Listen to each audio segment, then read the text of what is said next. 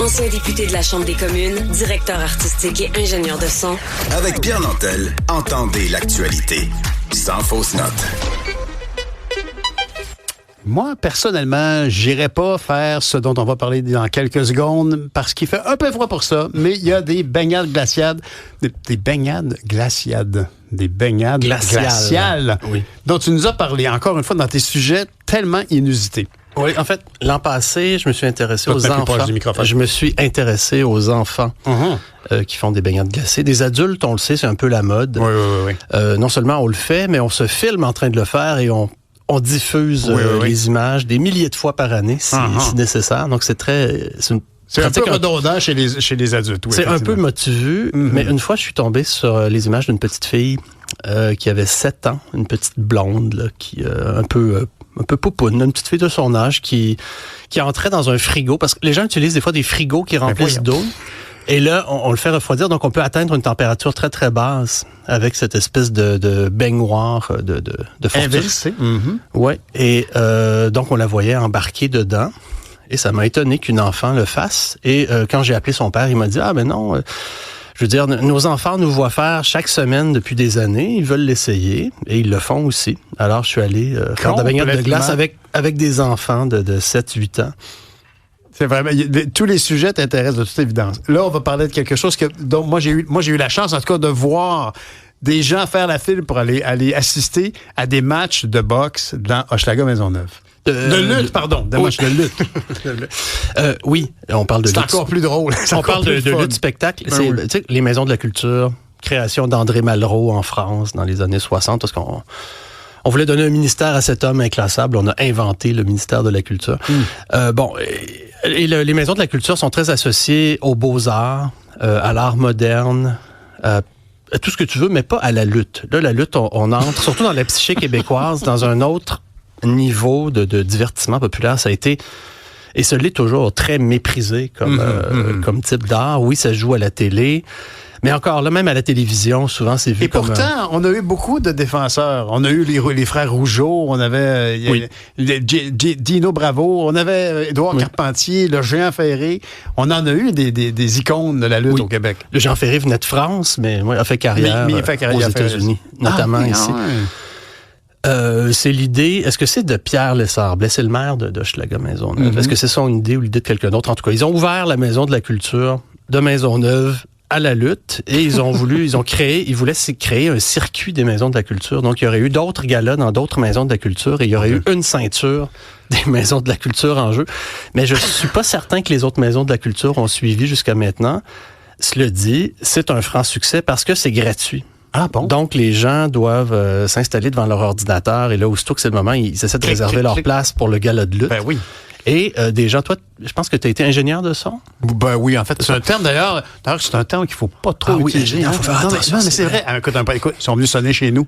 Oui, Ils sont venus sonner chez nous pour me demander de retirer le mot ingénieur. D'ici la fin de l'entrevue, j'aurai un courriel de l'Ordre des ingénieurs. Mais donc, une maison de la culture, ils ont des professionnels du son. Okay. L'éclairage est magnifique. Ils ont...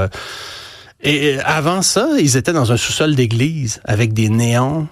T'imagines le contraste, ils sont passés vraiment de moins que rien à d'ailleurs, des conditions excellentes. Louis-Philippe, je peux pas passer sous silence une association qui semble s'être faite après ça, parce que Robert Lepage a amené la lutte. Il le faisait déjà. Ben oui, avant. Oui, ça, au Diamant à Québec. Donc les gens de Québec disent « Ah oui, nous, on a déjà vu ça, au Diamant à Québec. » Oui, c'est ça. La lutte anoblie. Mais ça fait partie, en tout cas, certainement d'une forme de patrimoine pour les gens de notre génération. En tout cas, sur le matelas qui jouait à TVA, au Canal 10 à l'époque, en plein milieu du dimanche. Il y a même une étudiante de l'UQAM, je pense que c'est en sociaux, qui m'a joint parce qu'elle prépare une maîtrise sur la lutte.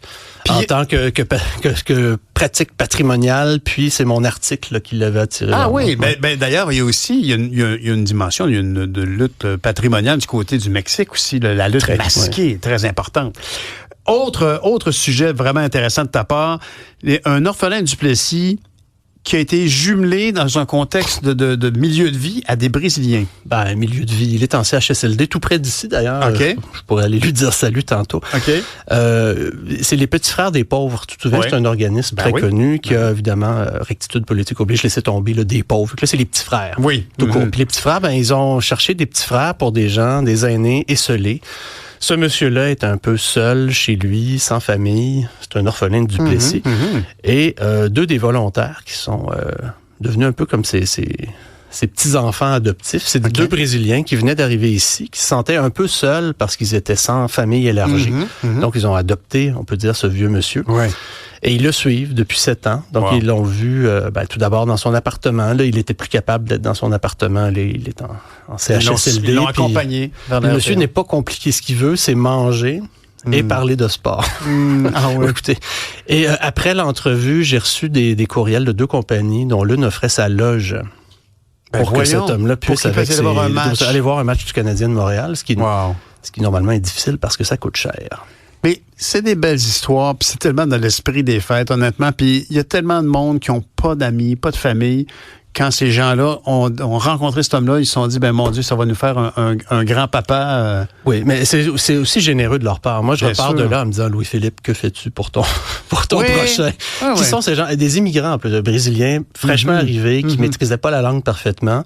Et eux, par leur bénévolat, se sont un peu inscrits dans la société québécoise. Mais qui suis-je? Ça, moi, je leur donnerai pas de leçons. Ce qu'ils font est très bien. Et j'ai aussi vu c'est une Mexicaine, elle, dans son cas, qui, comme elle n'a pas le droit de travailler, elle s'est dit, je vais faire du bénévolat. Et elle en fait 40 heures semaine. Incroyable. Comme si c'était du travail. Et évidemment que ça accélère évidemment. Puis elle fait son bénévolat dans son quartier où elle habite, j'imagine? Oui, ou sur le plateau, dans Centre-Sud. En tout cas, ce sont de belles initiatives que tu fais bien de souligner. Là, tu m'as beaucoup intrigué.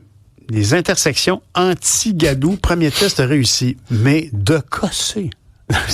Anti-gadou. Tu sais que sur les bords de trottoir, il y a souvent un dénivelé. Ouais. Ça chute, il y a une sorte de petit bassin. On parlait de parc éponge tantôt, c'est comme des intersections éponges. Ouais. L'eau s'accumule là. OK.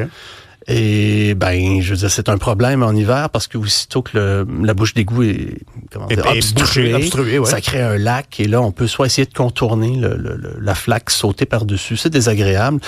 Mais si le trottoir ne s'arrête jamais, si le trottoir est toujours à la même hauteur, d'un côté à l'autre de la rue, si c'est aux autos de monter un peu par-dessus le trottoir pour redescendre de l'autre côté, ça fait que par la magie de la gravité, l'eau ne s'accumule pas. Là où on marche. Il n'y a pas d'eau, donc c'est ça. Donc le piéton peut marcher sans être obstrué. Alors si on prend l'avenue des Pins, et là j'ai parlé à une femme qui avait sa canne, qui voyait seulement, je pense, 10% de sa vue, une vieille dame très en forme, mais qui s'est dit, moi je ne vais pas faire exprès d'aller sur les trottoirs obstrués.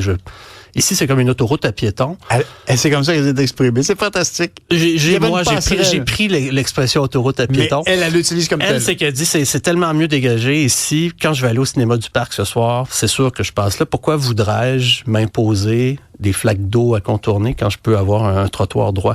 C'est sûr que s'il y a de la neige partout, il va y en avoir aussi sur le trottoir. Là. Mais à partir du moment où on l'a déblayé, la gravité fait que l'eau va s'évacuer. Intéressant. Et tu nous as aussi dit que ça allait au cinéma du parc quand même. Non? De toute évidence, vient avec l'esprit vif, une volonté de faire de l'exercice de façon sécuritaire, les pieds au sec.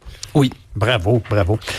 Autre sujet intéressant, une sommation de crack explose à Montréal dans les lieux publics. Oui. Et je ne sais pas si toi, tu l'as remarqué. Habites-tu à Montréal? Oui. Oui, est-ce que tu vois des gens? Vois-tu des gens endommagés en masse? Mais pas endommagés, les gens qui en fument, qui sont en train d'en fumer. J'ai aucune idée de quoi ça a l'air, fumer du crack. OK, explique-moi. Tu viendras marcher avec moi dans le centre-ville. Probablement que dans moins de 15 minutes, tu vas voir quelqu'un avec une espèce de petite pipe, là? Oui, puis ça se fait relativement vite. Avant, s'injecter, là, c'est du travail. Il faut se placer, relever sa manche serrée. Alors que le crack, ça peut se fumer en 15 secondes. Ah bon? Mais c'est assez facile à reconnaître. Un tube de verre. Oui. Mais c'est pour ça que je te parlais d'une espèce de pipe, là. OK. On dit pipe, mais en réalité, c'est un tube. OK. C'est un tube de verre dans lequel on met... Avec une cavité, puis on chauffe la cavité, c'est ça? Tu vas mettre un peu de laine d'acier Pour faire un filtre, tu mets ta drogue de l'autre côté, tu chauffes. Oui, c'est charmant. Hein? Oh. Mais tu vas le voir assez souvent. Et même dans le métro, moi, j'en ai vu qui fument ça carrément dans le métro. Et ça se banalise. Parce que moi, ça ne me surprend plus. Même qu'une fois, je me disais, tiens, quelqu'un qui fume son crack. Et là, j'étais surpris. C'était une cigarette. C'est juste que mon a priori... C'est devenu banal. Ça. Moi, j'ai présumé que c'était du crack que cette personne-là fumait et j'ai été étonné que ce soit une cigarette. Moi, je me demande, qu'est-ce qui te fait choisir tes sujets? Bon, écoute, t'ouvres les yeux puis tu fais, intéressant. Oui, c'est ça. Puis comme je me déplace à la course, ça me permet de voir beaucoup le sujet. Tu fais tout à pied ou en vélo ou à la course? Presque tout à la course. Si c'est à moins de 7 km de chez moi, je vais y aller à la course. C'est comme, ça fait partie du processus. Oui. C'est fascinant. Et ça fait partie de... Moi, je commence à être habitué, ça fait presque 4 ans, mais ça permet de voir des choses curieuses. Des fois, je prends des photos de ça, et plus tard, j'essaie de voir s'il y a un sujet derrière. Ce qui facilite ma vie. Parce que ça fait que la recherche s'effectue souvent pendant mes déplacements. Et j'ai pas besoin de faire d'exercice une fois que la journée est terminée. En terminant, il faut que tu me parles de cette dame de 80 ans que tu as découvert qui fait des manèges extrêmes. Tu la connais, c'est Francine Grimaldi. Pour ses 80, elle aime les manèges extrêmes et pour ses 80 ans, j'ai suggéré à la ronde de lui permettre d'aller faire le lance-pierre, le fameux slingshot, propulsé dans les airs à toute vitesse. J'ai fait avec elle, qui a 80. Incroyable. Donc, c'était une idée d'un peu niaiseuse que j'avais depuis des années. Puis j'ai attendu des années qu'elle ait 80, puis là, on l'a fait. Incroyable. Et je sais qu'il y a des gens qui ont peur de faire ça, mais Francine Grimaldi, non, pas du tout. On a aussi fait d'autres manèges, le vampire. Donc, je me souviens, lorsqu'on s'est parlé un peu plus tôt dans l'émission, on parlait de vadrouilleuses, vadrouilleurs. Vous avez beaucoup de points communs, de toute évidence. Oui, notamment les manèges extrêmes. Merci Louis-Philippe. Je te souhaite de passer des joyeuses fêtes, un beau Noël, un joyeux Noël et, s'il te plaît, continue d'explorer Montréal qui est si belle, si riche, de plus en plus, avec des gros problèmes. On l'aime. On va essayer de l'améliorer encore davantage en 2025. Merci pour tes bons vœux, Pierre. Salut Louis-Philippe. Merci beaucoup.